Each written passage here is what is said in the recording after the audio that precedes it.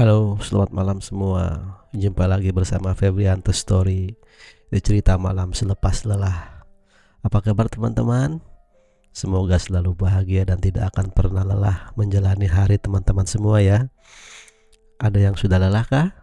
Nggak apa-apa, lepaskan semua kelelahan baik di raga dan jiwa. Kalau perlu menangis, menangislah. Kalau perlu berteriak, berteriaklah. Tapi dengan lemah lembut ya. Asal jangan kedengaran tetangga. Kadang tetangga itu suka ikut campur urusan orang lain. Di episode yang kedua ini, gue akan coba menemani kalian dengan tema sudah lelahkah dengan semua ini? Lelah berpura-pura menjadi baik di mata orang, di mata pacar, pasangan, orang tua. Semoga teman-teman semua tidak harus menjadi orang lain untuk terlihat cantik, terlihat gagah, terlihat pintar. Karena kita semua bukan Wonder Woman, bukan Superman atau Iron Man. Kita hanya Superman yang kuat menghadapi rintangan yang menghadang di depan kita. Kita hanya manusia biasa yang tidak selalu sempurna, teman. Dalam menjalani kehidupan yang kita lalui setiap hari, kadang kita selalu menemui permasalahan yang tidak bisa kita selesaikan. Karena permasalahan tersebut yang kita hadapi terlalu berat untuk diurai sendiri. Kita butuh teman, kita butuh pasangan, atau orang terdekat yang kita percayai. Seandainya tidak ada orang yang bisa membantu membacakan masalah yang maha berat ini, atau malah orang yang kita percayai adalah sumber dari timbulnya masalah tersebut, berserahlah teman, berpasrahlah kepada Maha yang mempunyai ketetapan. Karena gue yakin seberat apapun permasalahan yang kita hadapi, pasti ada jalan keluar dari gelapnya kehidupan yang kita hadapi saat ini. Teman, masih kuatkah jalan ini semua? Biarkan semua masalah ini menghujami diri kita. Kita hanya pasrah sambil jatuh terkapar, tak berdaya. Setidaknya dengan menyerah, ujian ini seperti tidak akan datang lagi untuk kesekian kalinya di kehidupan kita. Sambil mencoba bangkit walau tertatih, kita berusaha menata hati, melihat lingkungan sekitar. Jika masih belum bersahabat dan menerima kita, kita tetap berjalan tanpa menoleh ke kanan, ke kiri, dan ke belakang. Kita coba menenangkan diri dari permasalahan yang selalu membebani kita. Cukup kita pergi sejenak, menenangkan diri ke tempat yang kita sukai dan memberikan rasa nyaman. Sambil merenungi apakah sudah yang kita lalui dan apa yang akan kita lakukan esok hari. Sambil sayup-sayup ditemani suara merdu dari Feby Putri di telinga kita. Tak perlu khawatir, ku hanya terluka. Terbiasa untuk pura-pura tertawa. Namun bolehkah sekali saja aku menangis, teman? Menangislah, menangislah. Jangan disimpan sendiri. Lepaskan semua yang memenuhi relung-relung hati, teman. Sudah ya melankolisnya, tersakitinya. Walau semua tidak berpihak kepada kita, jangan pernah kita sampai putus asa yang hebat, sampai merasa lebih baik kita akhiri aja hidup ini. Jangan ya teman-teman tercinta, jangan sampai seputus asa itu, sedepresi itu. Yakin setiap permasalahan akan ada jalan keluarnya, seberat apapun itu masalahnya. Sekali lagi, gue ulang-ulang, dunia ini terlalu indah untuk kita tinggalkan secara paksa, terlalu sayang untuk kita tinggalkan secepatnya. Walau dunia kejam, tapi dunia ini pernah memberikan kebahagiaan, walau sekarang tertutup dengan kesedihan yang mendalam. Gue yakin kok, kesedihan itu akan kita singkirkan, diganti lagi dengan kebahagiaan yang baru. Teman, mulailah cari lingkungan yang membantu kesehatan mental kita. Lingkungan yang selalu support, lingkungan yang tidak membuat kita jatuh ke permasalahan yang sama. Tidak apa-apa menjauh dari lingkungan yang membuat kita terpuruk karena persoalan yang datang membebani kita. Jadilah seorang yang positif, memandang setiap persoalan yang datang tanpa panik dan cemas. Jika kita bisa sampai di tahap ini, berbahagialah teman. Kita menjadi person yang merdeka, dari permasalahan hidup yang berat. Teman, walau masih terluka, coba dengan sisa kekuatan yang ada, kita coba tegar melawan semua kesedihan yang saat ini kerap mengikuti kita. Jangan pernah takut akan gagal. Jangan pernah takut tidak akan berhasil.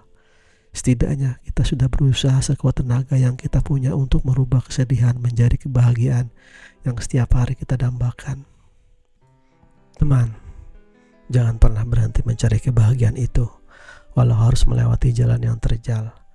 Sesulit apapun, pasti ada jalan untuk kita rubah nasib yang kita sedang jalani sekarang. Satu cara yang ampuh adalah tidak menghiraukan komen orang terhadap diri kita. Karena yang berhak menentukan jalan hidup kita hanyalah kita sendiri, bukan orang lain. Teman semua, kita butuh effort yang lebih untuk bisa mencapai di satu titik yang anggap kita tertinggi dalam kehidupan kita. Pasti dengan waktu dan usaha tanpa mengenal lelah, kita kesampingkan semua halangan yang akan menghambat jalan kita di depan. Teman, ada cerita yang bisa kita ambil contoh untuk keluar dari permasalahan hidup yang sangat berat. Cerita ini dari kawan yang menceritakan jalan hidupnya. Kawan gue ini hanya menceritakan kehidupan kelamnya hanya kepada orang yang dia percayai. Dan gue sangat tersanjung dijadikan teman yang dapat dia percayai. Jadi teman gue ini selama hidupnya selalu menghadapi permasalahan yang berat saat kita berumur remaja ya umur 16 tahun. Teman gue itu gak mendapatkan kebahagiaan dan kehangatan keluarga. Kedua orang tuanya berpisah karena papanya selalu melakukan KDRT kepada mamanya. Karena tidak tahan dengan kelakuan papanya, teman gue ini dan mamanya berpisah untuk melindungi keselamatan mamanya dan teman gue dan adiknya. Imbas dari perisahnya orang tua membawa hati yang luka, merasa tidak berguna sebagai anak karena mempunyai keluarga yang tidak utuh. Mental dari anak usia 16 tahun melihat keluarganya yang broken home menjadikan mentalnya sakit dan terganggu. Ini mengubah perilaku dan teman gue ini. Dia menjadi liar, tidak terkontrol, terjerumus dalam dunia malam, alkohol dari obat-obatan terlarang untuk pelarian karena situasi orang tuanya yang berpisah. Sampai akhirnya teman gue ini bisa kembali dari perilaku buruknya atas ketabahan dari mamanya yang terus-menerus memberikan masukan, nasihat seperti layaknya teman untuk menjadarkan teman gue ini. Dan gue sebagai teman dekatnya hanya bilang, "Boy, meski keadaan keluarga lo yang gak harmonis, setidaknya lo masih ada mama lo yang berdiri tegak untuk membela lo dan Rani, adiknya. Dan gak penting juga lo hancurin hidup lo dan masa depan lo. Stop boy, menyakiti diri sendiri. Tugas kita di dunia yang indah ini masih panjang. Lo masih ada gue untuk menatap masa depan." Seketika dia menangis. Menangis terkeras yang pernah gue lihat dari seorang teman gue yang namanya Boy.